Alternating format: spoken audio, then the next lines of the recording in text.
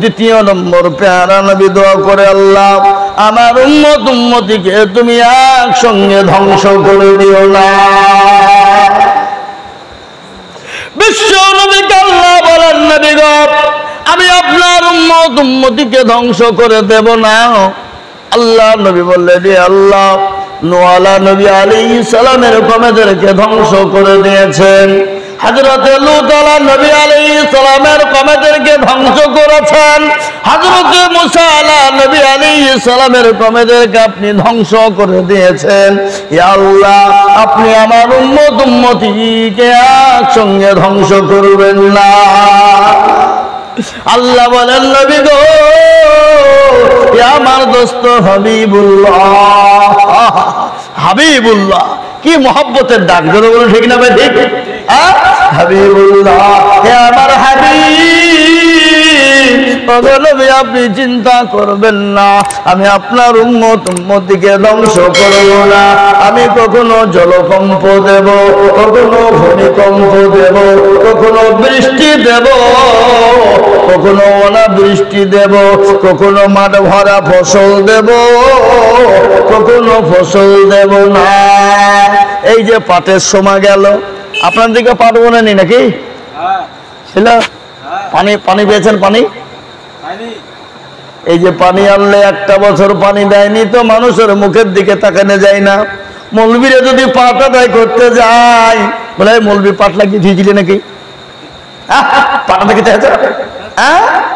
এ বাবা একে পানি নাই, মুনিশের দাম মেলা, আবার মৌলবীদেরও জ্বালা বাড়ি হয়েছে, বলে না? বলে না? এই কথা বলেন না কেন?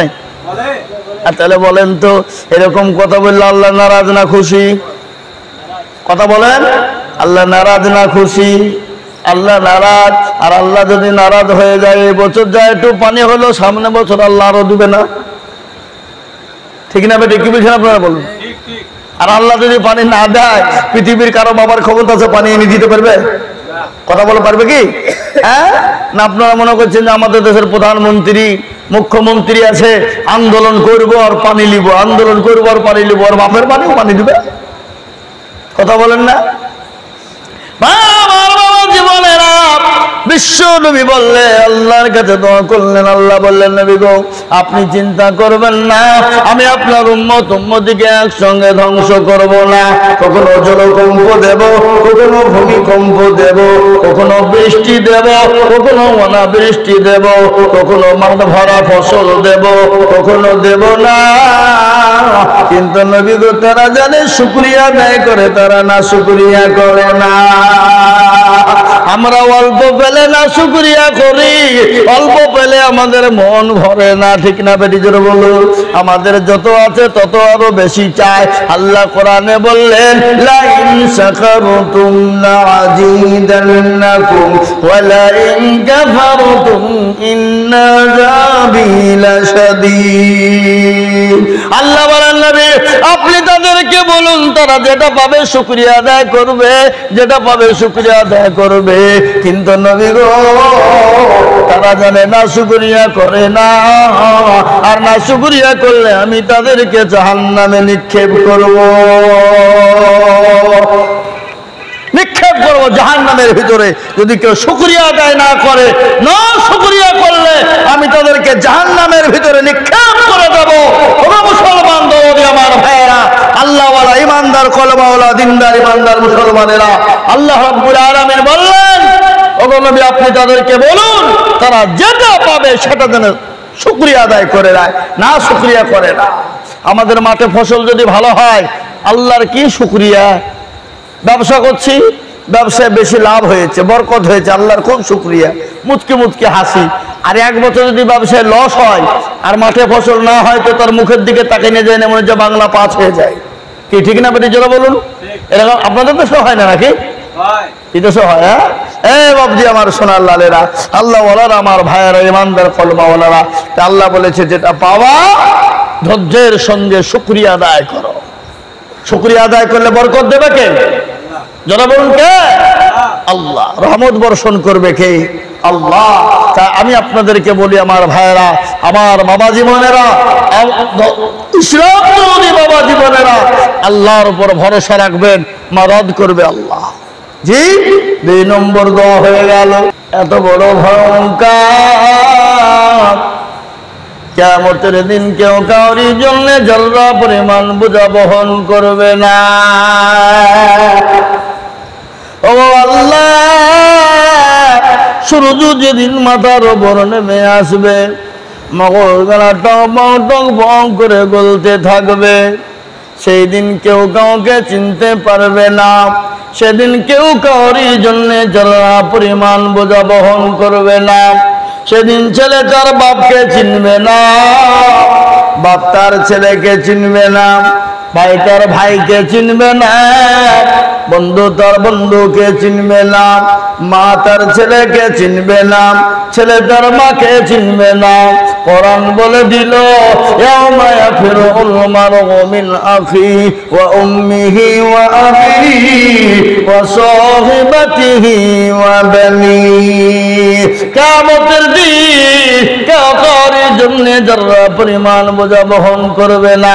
আল্লাহ রাসূল দোয়া করে বলে, আল্লাহ আমার বিবি খাদিজাতুল কুবরাকে তুমি আমার সঙ্গে জান্নাতি করো আল্লাহ।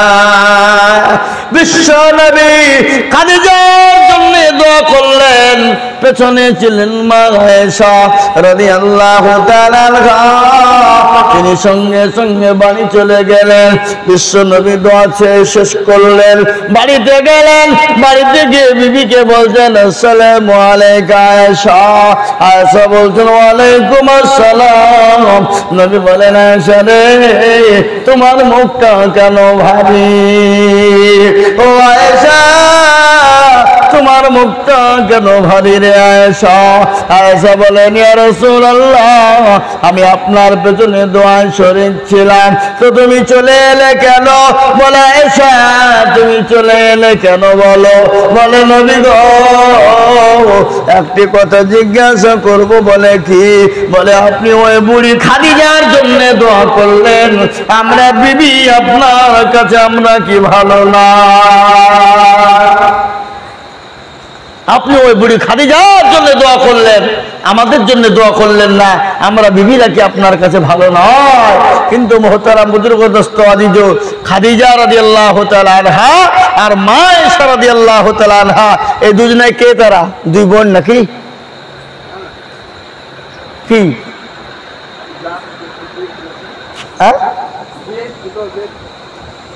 সতীন বলে? তোরা ওরা জানেন না নাকি? মোহাম্মদ আলী ভাই বলছি, ওটা পরে বলছি। আল্লাহ নবী সাল্লাল্লাহু আলাইহি ওয়াসাল্লাম মা খাদিজাতুল কুবরার জন্য দোয়া করেছিলেন, আর মা আয়েশা পেছনে ছিলেন।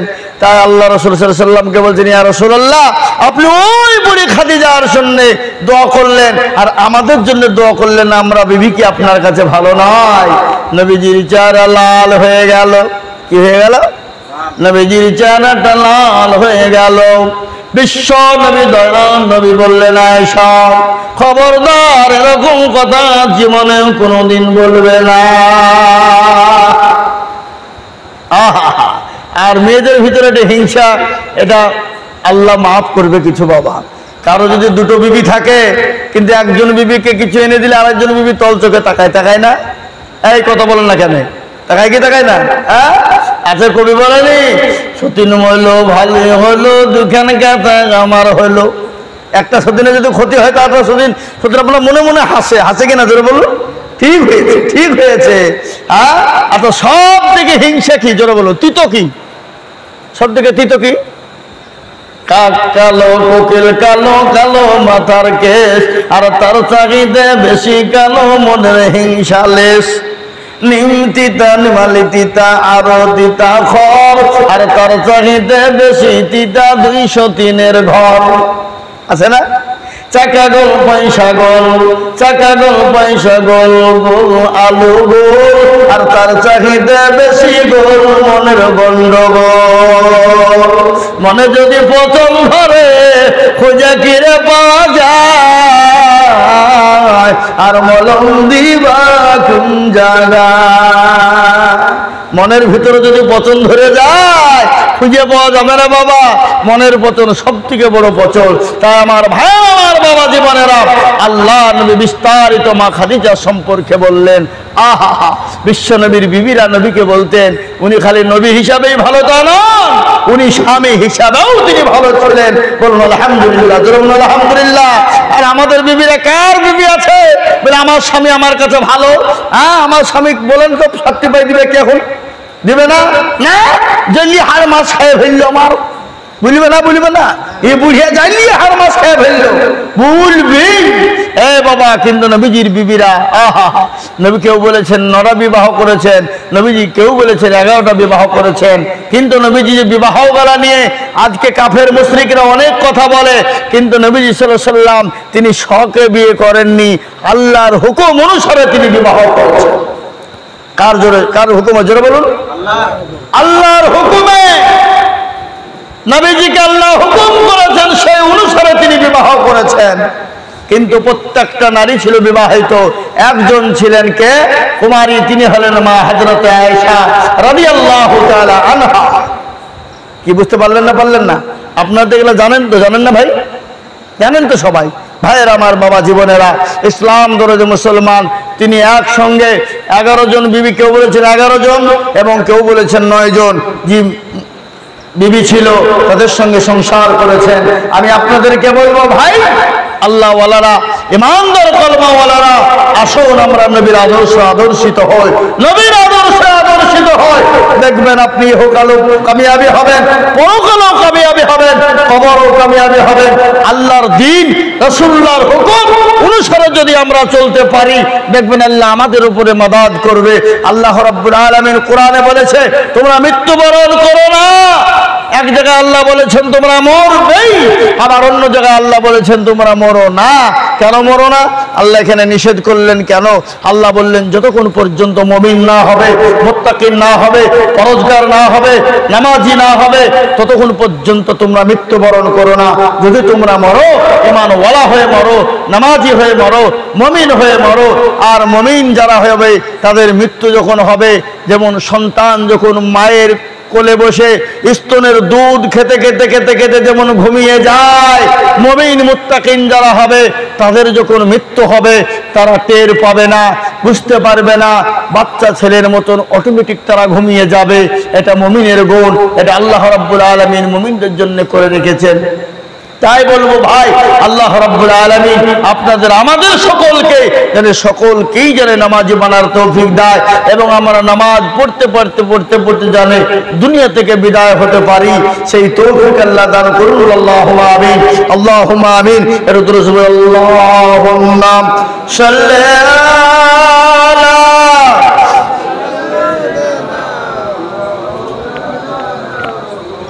ওয়ালা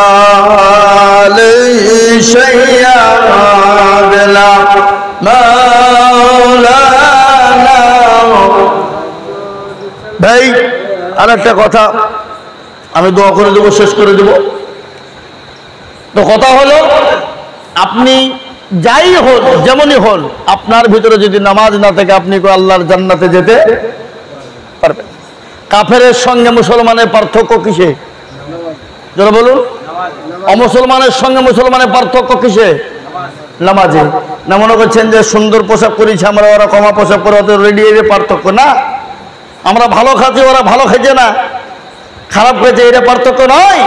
পার্থক্যটা হলো নামাজ। কাফেরের সঙ্গে মুসলমানের পার্থক্য সেটা হলো নামাজ, নামাজ, নামাজ, নামাজ। আর বিশ্বনবী বারংবার বলেছেন নামাজ, নামাজ। এবং আল্লাহ রাব্বুল আলামিন কোরআনের ভিতরে এক জায়গায় নয় ৮২ জায়গায় আল্লাহ বলেছেন নামাজ কায়েম করো, আকিমুস সালাহ ওয়া আতুজ যাকাত। তোমরা নামাজকে কায়েম করো, নামাজকে কায়েম করো, যাকাত প্রদান করো। আল্লাহ এক জায়গায় বলেননি, ৮২ জায়গায় বলেছেন। তাই আমি আপনাদেরকে বলবো ভাই, আপনারা রাত্রিতে শুয়ে একটু গভীরভাবে চিন্তা করেন তো যে আমাকে কে বানালো, কোথায় ছিলাম, কিভাবে এলাম, আবার তো চলে যেতে হবে, কিন্তু যাওয়ার পরে তো কিছু নিয়ে যেতে হবে। আপনি এখান থেকে কলকাতা দিল্লি গেলেন, হাতে আপনার কিছু নাই, খালি হাত পা নিয়ে যেতে পারবেন আপনি?